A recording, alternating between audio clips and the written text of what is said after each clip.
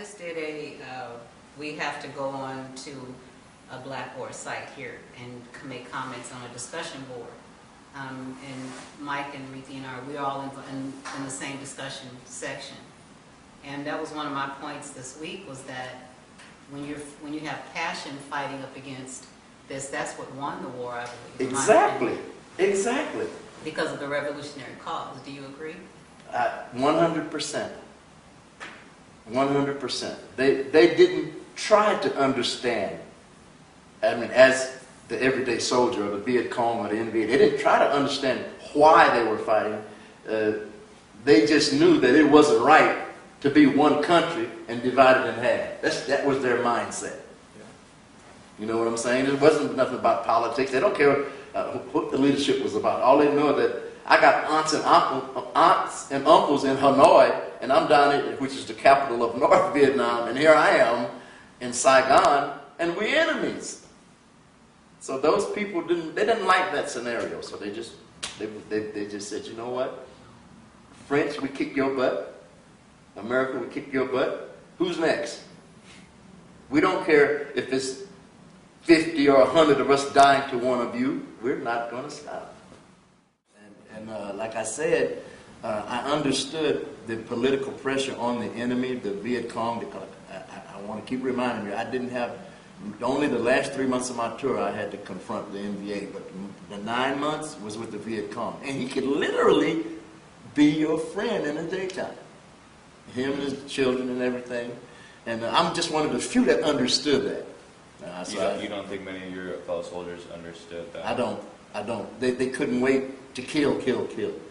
They wanted to do it. Mm-hmm. And I was a little unique, and it wasn't about how many kills I could get.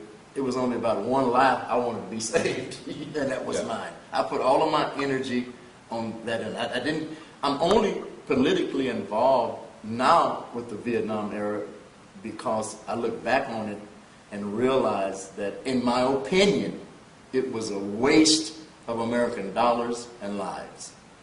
Because for 20 plus years, the French and the Americans tried to prevent the merging of those two, just North and South Vietnam, to become one country. And what happened in 1975?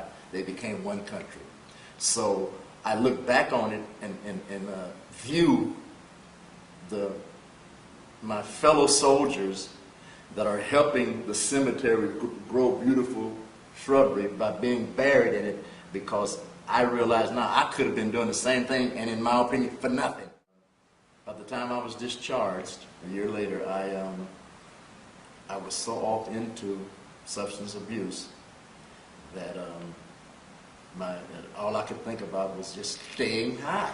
I'm telling you, that's all I could think about. And 2 weeks after I was home, I had a job, excuse me, in the garment industry, and I was so spaced, so loaded off of different types of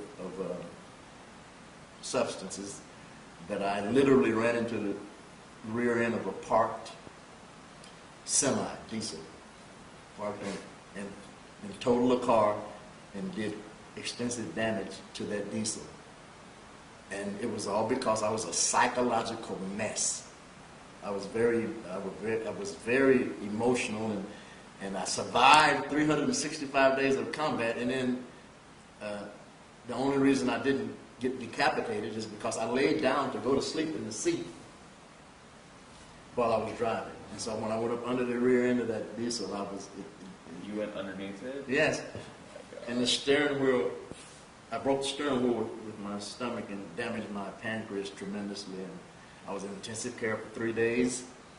And so it was almost like an attitude of, what's the use? Who cares? Life going to do to me what it wants anyway, so I'm just going to waste it. But that kind of made me wake up and smell the coffee, that I think I'd rather live than die. I had already been through that. So by the time I got out of the hospital 10 days later, I survived, as you see, and then I started trying to make my life make sense. And within a couple of years, I decided to take the spiritual approach. That's what helped me. I started dealing with a God that I believe in to turn my whole approach on life around, because if I didn't, there's no way I would be giving this interview.